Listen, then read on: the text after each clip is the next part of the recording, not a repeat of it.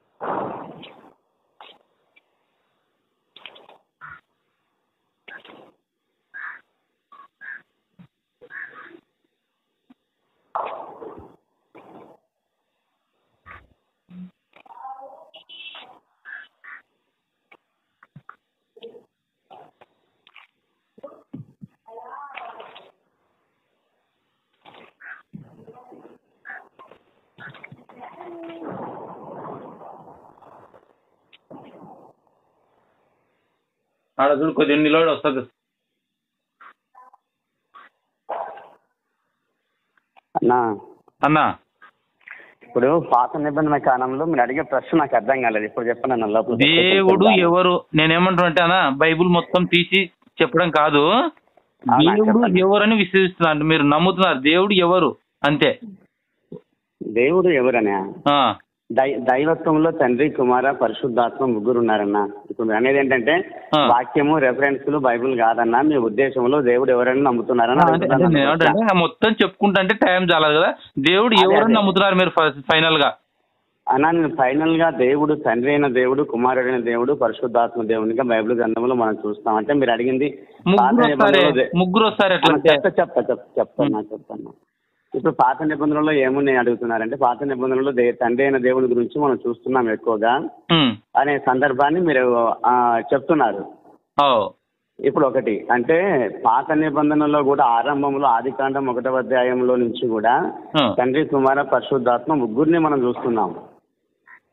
ఆదికాండం starting లో దేవుడు తండ్రి, కుమారుడు, పరిశుద్ధాత్మ ముగ్గురున్నారు.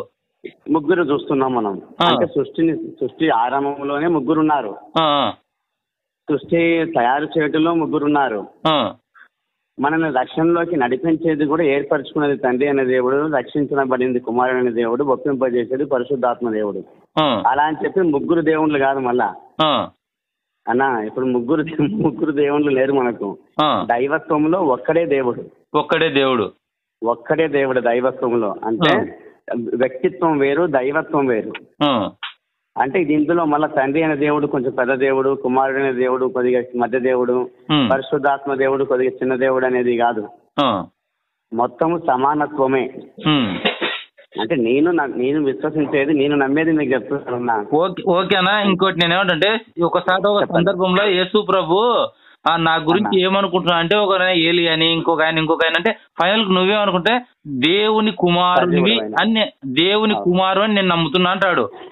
ఆ విషయము నా తండ్రి పలికిస్తే తప్ప నువ్వు పలకవు అంటాడు. అవును, దేవుని కుమారుడు అని ఉంది కదా. మరి అన్న ఇప్పుడు ద్వితీయోపదేశ కాండం 6వ అధ్యాయం 4వ వచనంలో ఏముంటుందంటే, నీ దేవుడగు యెహోవా, అద్వితీయుడగు యెహోవా అని ఉంటది. మీరు అడిగింది మత్తయి సువార్త 16వ అధ్యాయం సందర్భంలో యేసు ప్రభు తన శిష్యుల్ని అడిగి చేసిన ప్రశ్న. నా గురించి ప్రజలేమనుకున్నారు, ఒకరు ఏలియా అని, ఒకరు మోషే అని, ఇంకొకరు ప్రవక్తలలో ఎవరైనా అని లేదంటే బాప్తిసం ఇచ్చి యెహోవానా అని అనుకుంటున్నారంటే నువ్వేమనుకుంటున్నావు అని చెప్పి పేతురుని అడుగుతాడు. అడిగితే పేతురు ఏమంటాడు, నువ్వు సజీవుడకు దేవుడిని కుమారుడు అని ఆయన అంటాడు. ఆయన అన్నప్పుడు నా తండ్రి బయలుపరిస్తేనే తప్ప ఇది నీకు తెలియదని చెప్పి ఈ బండ మీద నా సంఘమును కట్టుదును అని సంఘముల గురించి పేతురు నువ్వు రాయవని చెప్పి సంఘ స్థాపన గురించి పేతురుకు అక్కడ వివరిస్తాడు. Okay okay. కొత్త నిబంధనలో చాలా సార్లు తండ్రి తండ్రి తండ్రి తండ్రి చాలా సార్లు ఉందన్నమాట. అట్లా అడిగితే ఒకటి ఇప్పుడు తండ్రి అయిన దేవుణ్ణి కుమారుడైన దేవుడు మహిమపరిచాడు, కుమారుడైన దేవుణ్ణి తండ్రి అయిన దేవుడు కూడా మరి మహిమపరిచాడు. అంటే ఇప్పుడు నన్ను చూస్తే నా తండ్రిని చూసినట్టే అంటాడు యేసు ప్రభు. తండ్రిని మాకు చూపించవా అంటే అంటాడు. కాబట్టి దైవత్వంలో ముగ్గురు ఉన్నారు కానీ ఒక్కడే దేవుడు. మళ్ళీ మన ముగ్గురు దేవుళ్ళని కాదు, ఒక్కడే దేవుడు. దేవుడు ఒక్కడే మనకు. మనం సేవించే దేవుడు, పూజించే దేవుడు, ఆరాధించే దేవుడు, మనకు ఇక్కడికి వచ్చినటువంటి మన కోసం ప్రాణం పెట్టి లోకానికి వచ్చిన దేవుడు మన ప్రభు అయిన యేసుక్రీస్తు. మీరు మొన్న కూడా ఒక యూట్యూబ్ లో ఒకటి పెట్టారు, ఏంటంటే తండ్రి అయిన దేవుడినికే మనం ఉండాలి, కుమారుని దేవుడు తక్కువ అనే విధంగా. అంటే నేను ఒకరిని కాదు, ఏదో నేను చూసాను అనమాట సందర్భం. మీద పెట్టినదంటే పాస్టర్ గారు ఎవరు నాకు అంత తెలియదు. Okay okay. నెంబర్ ఉంటుంది, పాస్టర్ నెంబర్ ఉంటుంది. ఎందుకన్నా లేదన్నా అట్లా కదన్నా. ఇప్పుడు ఇంట్లో మీ కూతుర్ని ఒక ఇంటికి ఇవ్వాలంటేనే వెనక ముందు మొత్తం చూసుకొని ఇచ్చుకుంటాం. అంటే పాప సేఫ్ ఉంటుందని చూసుకుంటున్నాం. అసలు దేవుడు ఎవరైనా తెలుసుకోకపోవడం పనికిమాలలో నెంబర్ 1 పనికిమాలుడు. అదే నాకు అర్థమైందన్నా. నేనేమంటే నా బాధ అన్నా, దేవుడు ఒక్కడే సర్వోన్నతమైన దేవుడు, అంతే కదన్నా. దేవుడు ఒక్కడే, ఆయన కుమారుడు, తర్వాత పరిశుద్ధాత్మ. ఆ శక్తి అనేది తండ్రి నుంచి వచ్చినట్టుగా నమ్ముతున్నా నేను. అంతే ఇంకా. అవును, అదే కదా దేవుడు. అంటే ఇప్పుడు తండ్రిని పాకపెట్టి యేసు ఒక్కడే, యేసు దేవుడు అని చెప్పుకుంటూ పోతే ఏమైందంటే సిస్టం అంతా మారిపోయింది. యేసు ప్రభు క్రియల రూపంగా బతకడం, బతికించడం, బతికి చూపించడం. అంటే ఏమంటే తండ్రి కోసం ఏ విధంగా బతకాలని చూపినాడు క్లారిటీగా. అట్లా అన్నమాట. అదేనన్నా ఇప్పుడు నేను కూడా చెప్పిన అదే కదన్నా. తండ్రి అయిన దేవుడు ఏర్పరచుకున్నాడు మనల్ని. ఆయనలో ఆత్మ అంటారో దాన్ని ఇంకా రకాలు ఏమంటారో తెలియదు కానీ తండ్రి నుంచి వచ్చిన వాళ్ళు అట్లా. కుమారుడైన దేవుడు మన కోసం ప్రాణం పెట్టాడు. పరిశుద్ధాత్మ దేవుడు మనల్ని ఒప్పింపచేసి క్రీస్తుని రక్షకునిగా ఒప్పింపజేసేది. తండ్రి నుంచి వచ్చిన దేవుడు అని ఉండదు కదా, తండ్రి నుంచి వచ్చిన శక్తి, దేవుని ఆత్మన, అట్లా ఏదో పేర్లు వేరుంటాయి కదా, మీరు అది వాడాలన్నమాట. ఇట్లా వాడడం వల్ల ఒకటి అన్న, ఇప్పుడు పాత నిబంధనలో కూడా ఏముందంటే యెహోవా వాక్కు అనే పదాన్ని మనం చూస్తాం. వాక్కు అంటే వాక్యమే కదా. వాక్యమై ఉన్నప్పుడు ఇప్పుడు యేసు ప్రభు వారు ఉన్నాడు కదా అక్కడ. నాకు నేను ఫస్ట్ తెలియదు, నాకు తెలుసుకుంటా ఇప్పుడు. ఒకటి ఇంకొకటి, ఇప్పుడు ఆది కాండము 1వ అధ్యాయంలో మొదట్లోనే తండ్రి కుమార పరిశుద్ధాత్మలు ఉన్నారని మీకు చెప్పాను కదా ఒక మాట. తెలుసుకుంటా, తెలియదు నాకు, అనుకుంటానా. అది మనం ఎక్కడ చూస్తామంటే 1వ అధ్యాయం, రెఫరెన్స్ కూడా చెప్తాను చూడండి. 1వ అధ్యాయము ఆది కాండం 1వ అధ్యాయం 26లో దేవుడు మన స్వరూపమందు అనగా మనగనగా బహువచనం కదన్నా, ఏకవచనం కాదు కదా. తండ్రి కుమారుడు పరిశుద్ధత ఆ ముగ్గురు అక్కడ ఉన్నట్టు అది ఏదనేది నేను కనుక్కుంటానన్నా. దీంట్లో వాయిస్ రికార్డ్ ఎక్కువ అవుతుంది అన్న. మీ పేరన్నా? నా పేరు బాబన్న కదన్నా. నువ్వు వస్తుంటావు వాయిస్ రికార్డ్ అవుతుందని అట్లా రికార్డు కోసం అన్న. బాబు బాబన్న. ఎక్కడ చేవన్నా? నందికొట్కూరు. మీ సెల్ నెంబర్ చెప్పండి అన్న. ఓకే అన్న, 8500 అన్న 858240. ఓకేనా, వందనాలన్నా.